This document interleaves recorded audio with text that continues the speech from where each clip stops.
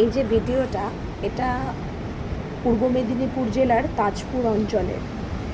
এই যে জায়গাটা দেখা যাচ্ছে, এটা একদম বিশ্ব বাংলার পাশে। কর্মসূত্রে আমি এখানেই থাকি।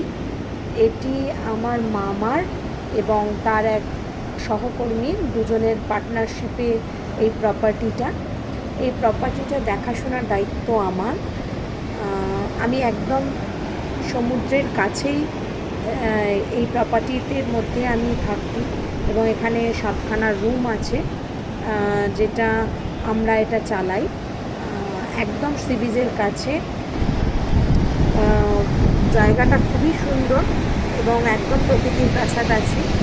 এইটা একটা পূর্ণিমাতে তোলা, যেটা হচ্ছে আপনার লক্ষ্মী পুজোর যে পূর্ণিমার দিনে, সেদিনকে জল খুব বেশি ছিল, তো এটা সমুদ্রের ঢেউ চারিদিক থেকে এদিকে আসছে।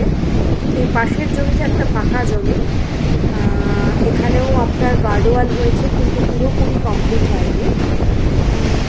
আমি দীর্ঘ 3 বছর এখানে রয়েছি তো কর্মসূত্রে।